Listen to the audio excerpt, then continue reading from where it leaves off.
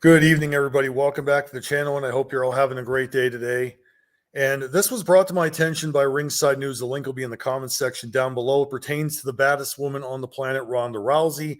WWE Creative faces criticism over Ronda Rousey's failed heel run. And I'll give you guys some insight as to what this is about. Remember to go check them out. Ringside News is the source. Basically, it states, while speaking on the Story Time with Dutch Mantell, pro wrestling veteran Dutch Mantell claimed Ronda Rousey made some mistakes during her run. Mantell then blasted WWE Creative for failing Rousey's heel run. He goes on to say, Ronda, I think it took her for some time to learn the pro style. She's made a lot of mistakes. She wanted people to dislike her, but she also would come out because they had told her to smiling and slapping hands. You can't be smiling at people and slapping hands and then get in the ring and expect them to boo you. I mean, that's not even her fault. That's Creative's fault. Whoever told her to do that, if you're going to be an asshole, be an asshole from the get-go. And I kind of think he makes a very good point of that, because when Ronda Rousey came in the first time, she came to the ring smiling a lot, and she wanted the fans basically to cheer for her off of what she was doing. But WWE had a bit of a dilemma going at the time, because they were pushing Becky Lynch, who was the number one babyface in the company, and she was to go into WrestleMania, and Ronda Rousey from that point started getting booed. And it was just because WrestleMania fans, they were wanting Becky Lynch to win the championship. And Ronda Rousey at the time was Raw Women's Champion. And then, of course, they had to turn Ronda into a heel because they could no longer really hide the fact that Ronda was starting to get booed. It's never really been, in my opinion, because of what Ronda was doing in the ring, or, the fact that she was smiling a lot. It's just sometimes there's the scenario that a person that another person faces is over more as a baby face, so the fans are going to boo the other person that they're facing. It's not really because of them. It's just because they want to cheer for their favorite and they want to boo the person that they're facing. And this has happened a lot of times in wrestling, even, with other people, not just with Ronda Rousey. I mean, if you look at it, you go back to Survivor Series 1996 when Shawn Michaels defended the WWE title against Psycho Sid. Shawn Michaels was the babyface that night, yet he got booed over very, very badly by the fans in the building. You have the feud with Bret Hart and Stone Cold Steve Austin in 1997. Austin was starting to get cheered despite he was the heel, and Bret was the babyface, but he was getting booed. So that scenario is, you don't know what wrestling fans are going to do. That was one thing that was a factor in why they turned Ronda Rousey into a heel at that time, because it's just the way fans are. They get behind somebody that is over, so they're going to boo whoever they're facing. And that was something that WWE Creative did not see.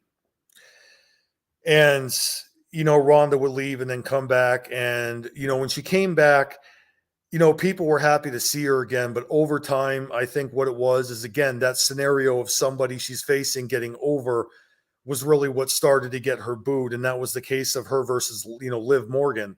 Liv Morgan was really at a point where she was on fire, and she was basically the number one babyface that was going for the Smackdown Women's Championship.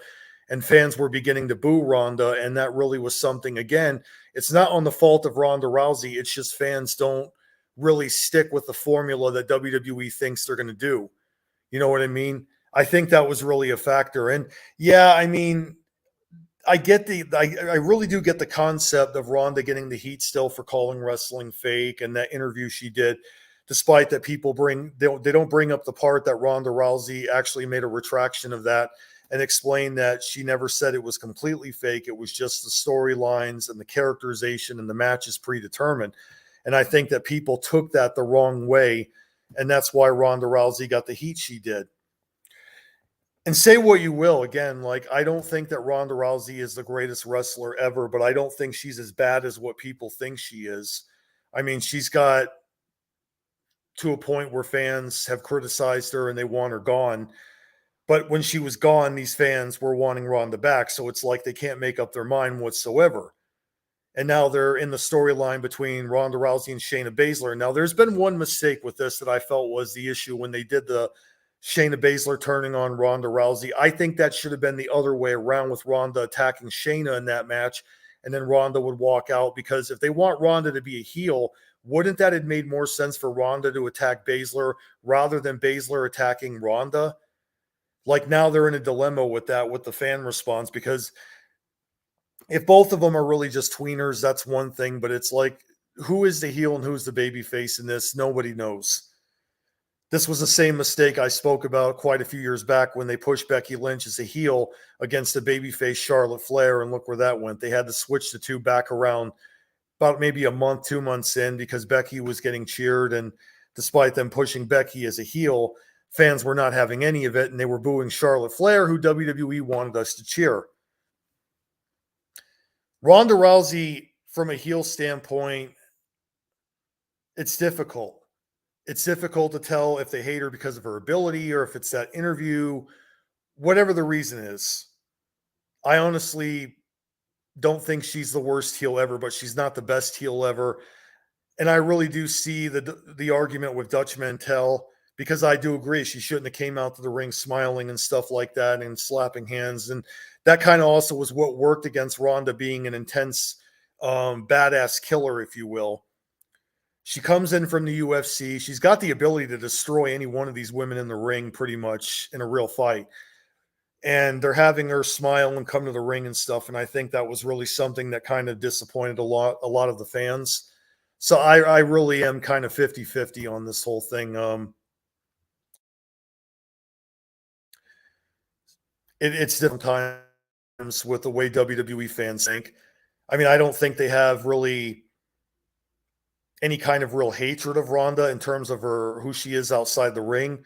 But some of these wrestling fans are getting so salty over the fact that Ronda Rousey got pushed more than some of the women in the locker room. But yet these people fail to realize that from a business standpoint, WWE wanting Ronda to return was a business decision that was best for the company. And yeah, I mean, I get the logic of the longtime fans that are unhappy that Ronda got pushed ahead of some of the other women. At the same time, though, if it's good for business, then it's good for business. I mean, that's just the way WWE operates. So there's so many variables in this. I really don't know where to stand on this. I'm really 50-50 on the whole thing. But hey, you know what I mean? Haters are going to hate. So I don't know, guys. Do you agree with Dutch Mantell? Comment down below. Tell me what you think in the comment section. Love to hear from all of you. Hit the subscribe button if you're brand new to the channel. Thanks again for watching, and I am out of here.